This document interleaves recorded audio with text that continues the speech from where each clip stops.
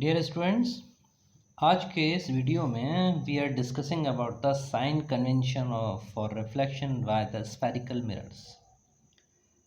ठीक है, किसी भी गोले दर्पण के द्वारा परावर्तन के लिए जो चिन्ह परिपाटी प्रयोग की जाती है, आज हम उन चिन्ह परिपाटी का प्रयोग देखेंगे और उसको बहुत अच्छे से समझेंगे, क्योंकि इसको समझने पर ही आप ये पॉसिबल हो पाएगा कि आप इससे रिलेटेड न्यूमेरिकल्स को ईजिली कर सकें। ठीक है, तो बहुत सरल होता है, इजीली स्टेप बाय स्टेप समझेंगे। उसके चित्र के द्वारा जहाँ आवश्यकता पड़ेगी वहाँ पर हम उस चित्र को भी समझेंगे।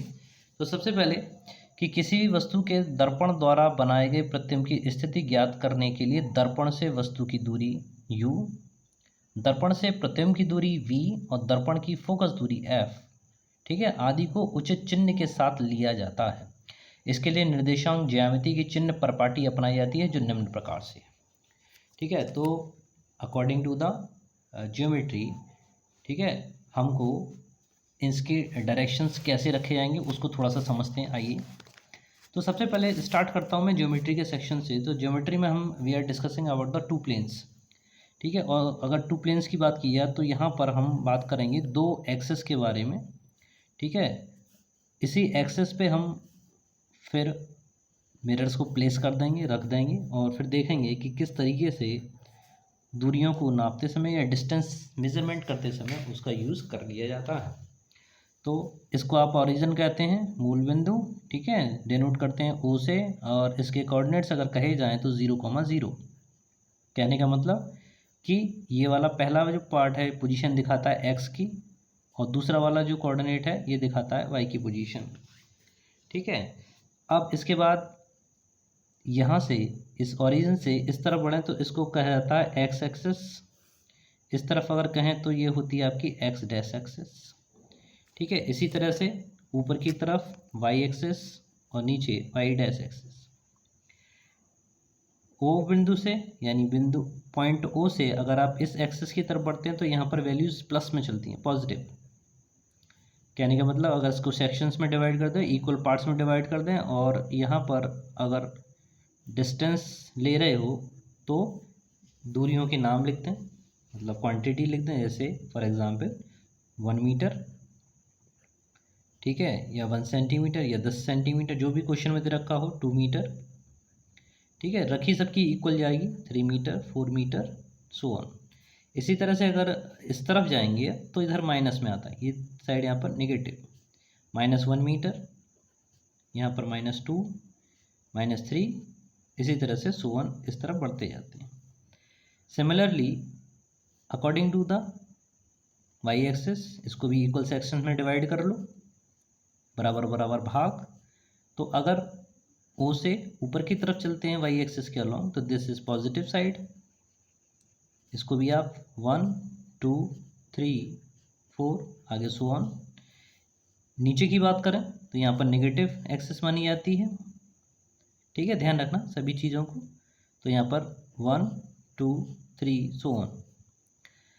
अब अगर चिन्ह प्रपाटी को देखा जाए तो उस चिन्ह प्रपाटी में पहला है कि समस्त दर्पण पर प्रकाश किरणें सदैव बाईं ओर से डाली जाती हैं। उससे पहले थोड़ा सा और ध्यान दे लीजिए कि जो भी ऑब्जेक्ट रखा होगा, ठीक है, ऑब्जेक्ट से जो भी डिस्टेंस दर्पण तक की मेजरमेंट करनी होगी उसको आप यू से दिखाएंगे, और मिरर से इमेज तक की जो डिस्टेंस है उसे वी से डिनोट करेंगे, और दर्पण की जो फोकल लेंथ है उसको आप एफ से डिनोट करेंगे।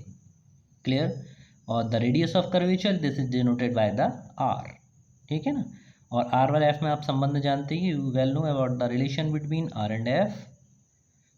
ठीक है ना, तो F equals to R upon 2, या आर इक्वल्स टू किसके होता है, 2f के होता है।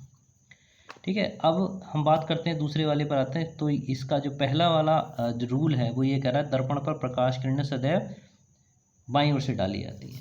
आपने अब तक जितने भी चित्र मेरे द्वारा बने हुए देखे हों या बुक में बने हुए देखे हों, ठीक है, तो उसमें अगर दर्पण आपका रखा हुआ है, फॉर एग्जांपल आपका ये मिरर रखा हुआ है, ठीक है, दबे हुए भाग पर पॉलिश, तो इसमें प्रकाश की जो रेज़ हैं, ठीक है, द लाइट रेज़ हमेशा इसी तरफ से गिरती हुई दिखाई जाती हैं। ठीक है ना। तो ये हमेशा क्या होता है, मतलब बाईं साइड बोली जाती है, बाएं से डाली जाती हैं, इस तरफ से। कभी भी इधर से आती हुई रे नहीं दिखाएंगे आप, जो भी रेज हैं वो इसी तरफ से आती हुई दिखाएंगे। पहला रूल ये है, ठीक है। सेकंड क्या है कि समस्त दूरियां दर्पण के ध्रुव से मुख्य अक्ष के साथ में नापी जाएंगी। तो ध्रुव कौन सा पॉइंट कहलाता है, ध्रुवीय वाला कहलाता है, इसको आप पोल बोलते हैं, पी। तो जितनी भी डिस्टेंस हैं आप यहाँ से मेजरमेंट करेंगे मुख्य अक्ष के साथ में, ठीक है। ये नहीं कि आप ऊपर वाला पॉइंट ले लें या यहाँ कोई पॉइंट है वहाँ से मेजरमेंट, नहीं, ध्रुव से नापेंगे, पोल से लेंगे, जितनी भी डिस्टेंस है पोल से।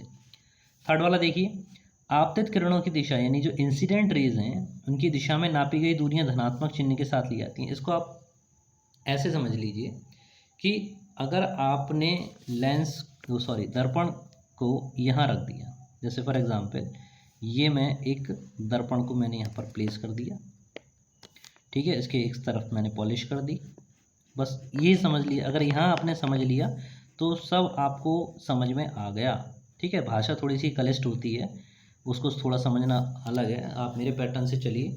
तो आपको करना क्या है कि इस बिंदु O पर यानी ओरिजिन पर जो मिरर है उसके पोल को रखना है, ठीक है। तो पोल को जब आप यहाँ पर रख देंगे तो आप यहाँ पर देखिए ज़रा, अब दर्पण के सामने अगर यहाँ पर आप कोई ऑब्जेक्ट रखते हैं, फॉर एग्जांपल यहाँ पर आपने एक इमेज रख दी, ठीक है, आपने यहाँ पर एक इमेज को प्लेस किया, ठीक है, उसको नाम दे दीजिए, कोई ए बी इमेज है। तो अब ये ए बी इमेज जो रखी है वो आप देख रहे हो कि ओरिजिन के एक्स डैश एक्सिस पे रखी है, जो किस तरह से है, नेगेटिव है। इसका मतलब ये हुआ कि अगर दर्पण के सामने कोई ऑब्जेक्ट रखा हुआ है तो उससे जो दूरी है, और दूरी हमेशा ऑब्जेक्ट की यू से नापते हो, तो यू की जो दूरी होगी वो कैसी होगी, हमेशा नेगेटिव होगी। समझ में आया सभी के। अब अगर इसका इमेज, जैसे आपने देखा था कि इसका इमेज हो सकता है इसी तरफ बने, तो इमेज अगर इधर ही बनना है तब भी आप देखेंगे कि वो नेगेटिव वाले पोर्शन में ही पड़ रहा है, ठीक है ना, नेगेटिव वाले पोर्शन में ही पड़ रहा है। तो v का जो मान होगा वो नेगेटिव हो सकता है, कब, जब इमेज इसी तरफ बनना हो। फॉर एग्जांपल अगर इमेज पीछे बने, दर्पण के पीछे, क्योंकि कुछ केसेस हैं जिनमें वो दर्पण के पीछे बनता है, तो दर्पण के पीछे बनने वाले केसेस में अगर इमेज यहाँ पर जाकर बनना, कहीं यहाँ फॉर्म हो रहा है, ठीक है, तो इन दैट केस इसमें इमेज की जो डिस्टेंस v है वो कैसी ली जाएगी, पॉजिटिव ली जाएगी। बस इतना ध्यान रखना है, ठीक है। फोकल लेंथ पे आ जाइए। फोकल लेंथ कैसे आएगी, तो अगर आप इस दर्पण की बात कर रहे हैं, ठीक है, अवतल दर्पण की बात अगर आप कर रहे हैं, ठीक है, तो अवतल दर्पण में क्या है कि इसका जो सेंटर ऑफ कर्वेचर है वो किधर होता है, इस तरफ होता है, ठीक है। तो ये डिस्टेंस भी r अगर नापी जाएगी तो इस तरफ आएगा। तो इसका मतलब ये हुआ कि इन दैट मिरर के इन दैट केस r की जो वैल्यू है ये भी कैसी होगी, निगेटिव होगी। फोकल लेंथ भी इधर ही आती है, तो ये फोकल लेंथ भी अवतल दर्पण के केस में कैसी होगी, आपकी नेगेटिव होगी, ठीक है। तो ये सब आपकी वैल्यूज जो हैं वो नेगेटिव होंगी। सिर्फ v की एक कंडीशन बचती है किसी एक पर्टिकुलर कंडीशन में कि v का मान कैसा हो, पॉजिटिव हो। ओके, अगला वाला पॉइंट देख लेते हैं। ये दोनों पॉइंट वही हैं, धनात्मक दूरियां नापी हैं, आपतित किरणों के विपरीत दिशा में नापी गई दूरियां ऋणात्मक ली जाती हैं। अब जाते हैं वस्तु तथा प्रतिबिंब की लंबाई मुख्य अक्ष के ऊपर की ओर धनात्मक तथा मुख्य अक्ष के नीचे की ओर ऋणात्मक ली जाती हैं, ठीक है। ये वाला जो सेंटेंस है उसको समझ लीजिए।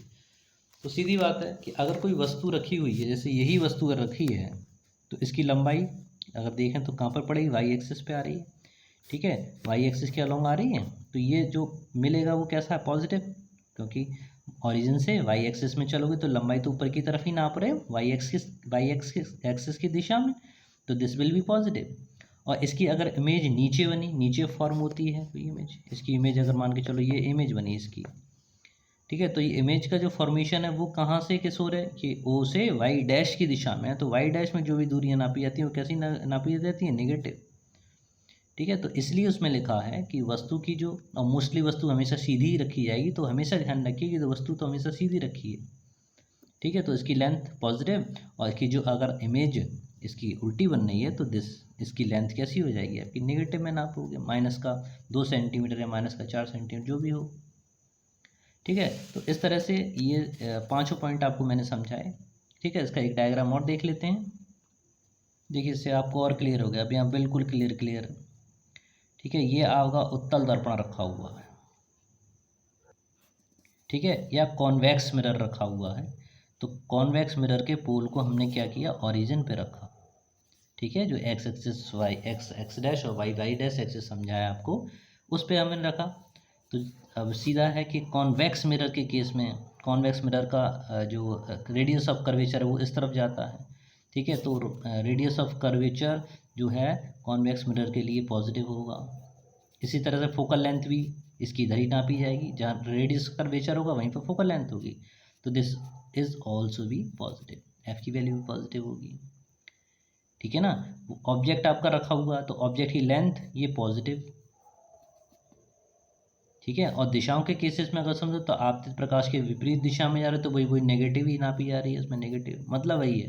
ठीक है, ये कन्फ्यूज़न वाला है, तो मेरा जो पैटर्न है वो आप अपनाइए।